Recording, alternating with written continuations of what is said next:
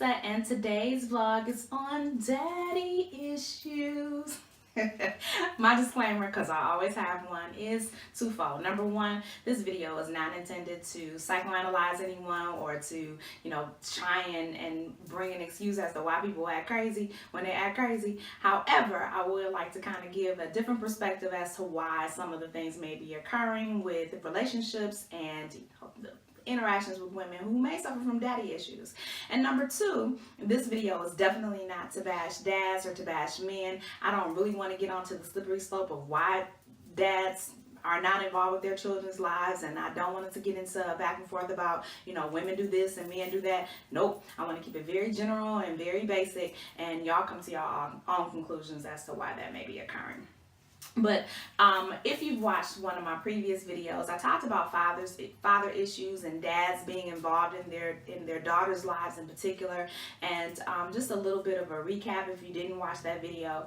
My parents divorced when I was about 6 years old, and so from 6 to about 26, I didn't have any interaction with my father.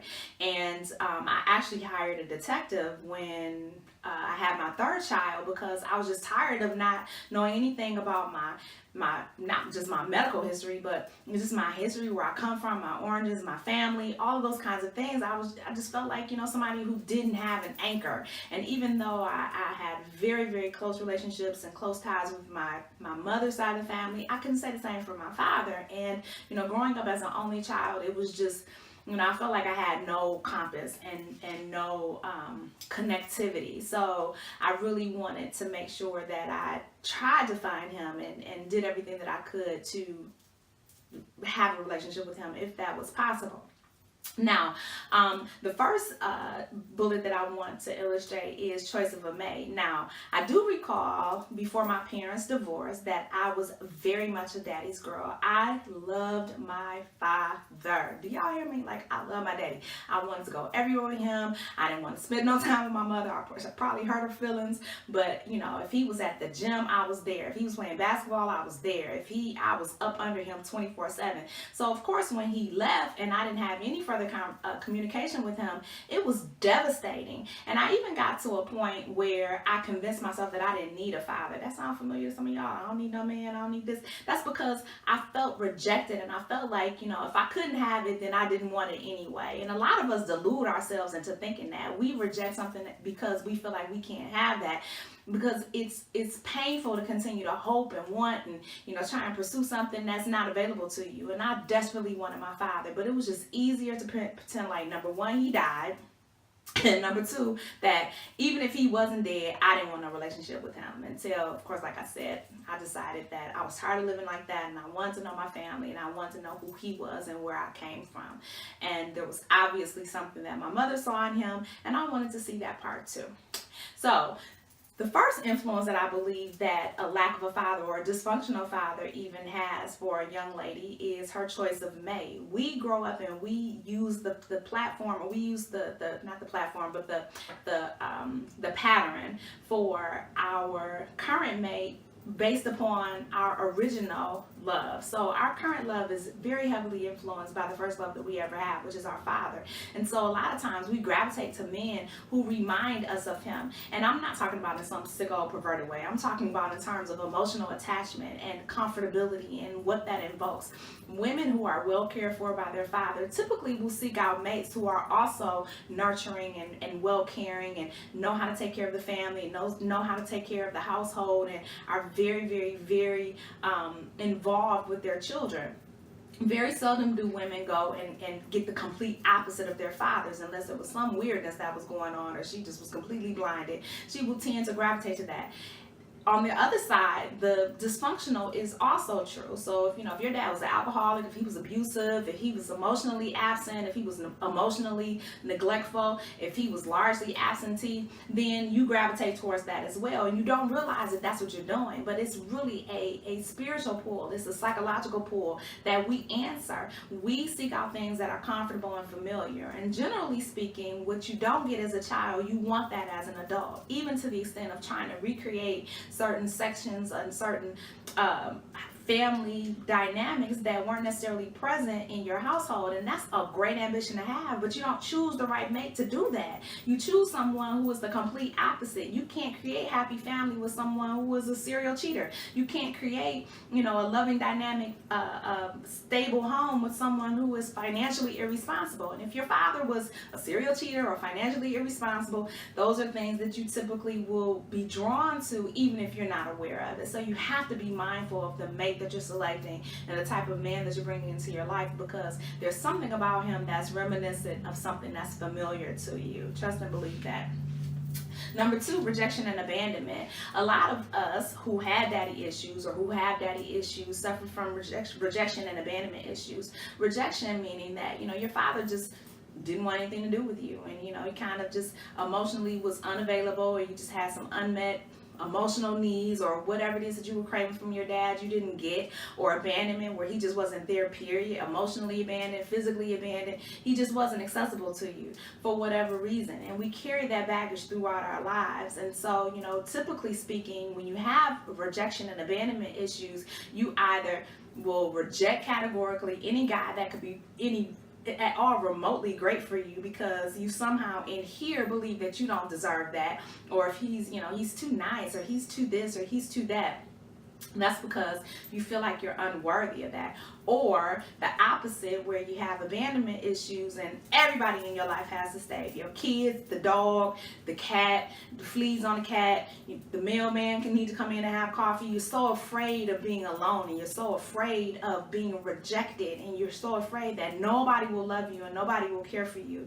And because of that, you hold on a lot longer and with such a vigorous force to people who don't mean you any good, people who are toxic for you, relationships that are terrible for you, men who treat you like crap because you're so afraid to be alone. Being alone is the worst kind of hell there is on earth for you.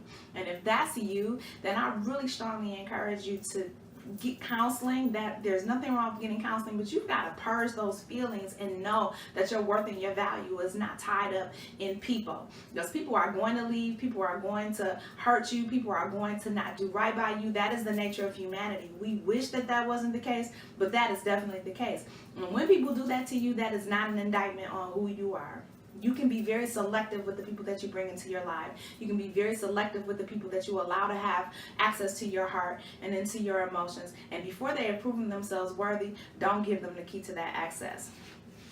The next one is unmet needs and unresolved issues. I am fond of saying that unmet needs and unresolved issues turned inward is bitter, turned outward is anger. So a lot of times when you see women who are suffering from anger issues, or they seem to be bitter and disenfranchised and nothing is ever good enough, and they're just explosive in their temperament, generally speaking, they have unmet needs and unresolved issues, which just means that unmet needs, something that you thought should have happened that didn't, something that you thought shouldn't have happened did, and you are angry and upset about that. And so you've internalized that, and it comes out in caustic ways in all of your relationships, not just your intimate ones, because there's something that is on the inside of you that is lacking, and you've not allowed yourself space and time to heal. You've not allowed yourself space and time to offer forgiveness to the person that did that to you, because that grudge feels a lot better than letting it go. But really, that grudge is controlling you, and it's causing you to damage all of your relationships in irreparable ways, because you can't seem to let it go. It didn't happen for you, and you thought that it should. It is okay. It should have never happened, and you didn't think that it would. It will be okay. You've got to process that, and you've got to learn how to move on from that. Allow people to be human. Allow people to make mistakes. You don't have to allow them to continuously use and manipulate you. And a lot of times, these people have gone on with their lives. They are yipping, skipping, don't even know that you are upset, and you are locked in this prison of anger, bitterness, and unforgiveness. And as it pertains to your parent, Parents are people. And one of the things that I learned about my father in the time that we had interaction was that he was a person. And even though I was disappointed a lot of times with his decision making and his rationale for his decision making, I knew beyond a shadow of a doubt that that was separate from his ability to love me. His love was what it was, and I am going to have to learn to accept that his love may not necessarily have been all that I thought that it should have been, but it was all that he was capable of giving me, and that is a fundamental difference. And so with that, I released him, I forgave him, and it was not for his benefit, it definitely was for mine. And the last one on my list is forever searching. Nothing is ever good enough. Nothing is ever, you're never happy enough, you're never fulfilled enough. You're just always searching for the next best thing, the next best person, the next best man, hopping here, hopping there. You know, you have a great guy and you're not satisfied with that. You're forever searching for something. I just want to suggest to you that perhaps your search is not external.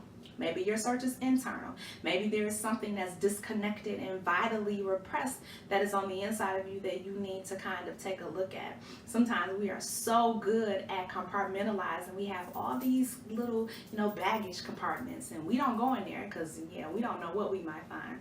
But before 2017 rolls in, I really would suggest to you that you start unpacking that baggage. Start dealing with your daddy issues. Start dealing with your unmet needs and unresolved issues. If you need to have conversations with your dad, if you can, have that conversation. Have crucial conversations, conversations that are meaningful. I don't mean accusatorial. Can't talk. I don't mean to accuse him. Y'all know what I'm trying to say. I don't mean to go off and, use it as an opportunity to tell him what he has and has not done for you lately and how he was a terrible father and, blah, blah, blah. Sometimes those conversations are necessary. I'm not saying that you should never have them if they're warranted, but don't start out the gate with that. At least try and hear from his perspective, not an excuse, really what he was dealing with emotionally, how he was feeling, how he was affected. One of the things that I funnel every decision that my father made once he divorced my mom, or once he and my mom got divorced, or however it happened, they weren't married. But one of the things that I always funnel his reaction and his emotional state through was the fact that my father was just returning from Vietnam. I have never been to war, but I've been watching with great interest the Syrian war. And so if Vietnam was anywhere on par with that, it's no wonder that my father probably did not come back right. It was not my mother's fault. It wasn't my fault. It wasn't my dad's fault.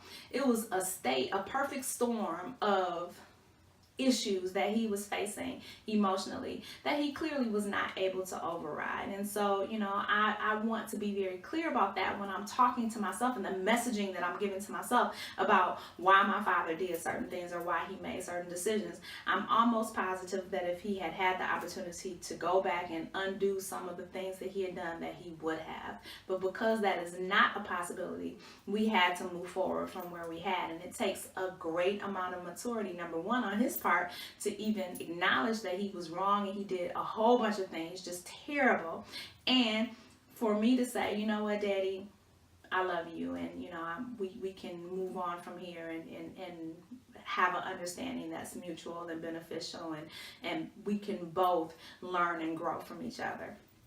I don't know, just my thoughts. And like I said, this list is not intended to be exhaustive. Those are just kind of the things that I was thinking of when I was thinking about daddy issues and how repressive a lot of these emotions and things are, especially when it comes to women, especially when it comes to African American women. And I just want to encourage women, if you have children, please do not play the token game with these kids. Let these children see their fathers. Let them have interaction. That is not their fault that you selected that man to be their daddy. And if you have somebody in your life that is willing to step up to the plate, wanting to be a dad, please, by any means necessary, let him. Because what you deal with on the opposite end with daddy issues and repressed emotions and all kinds of foolishness, you can be the cause of some of that happening. And you don't want to do that. And daddies, like I said earlier, I'm not going to bash y'all, but hopefully if you listen to this and you're second guessing whether or not the decision to avoid your baby mama or your ex-wife or whomever at all costs is worth the risk of not having a relationship with your children. That's your seed. Just my thoughts. If you have feedback, please leave your commentary below. Please be mindful that there are people who are experiencing these issues and may or may not have the wherewithal to listen to people who bash them or have commentary about a life that they may not have experienced. So just be respectful and mindful of that. If you've enjoyed this video, please give it a thumbs up and don't forget to subscribe, and I will catch y'all later on. Bye.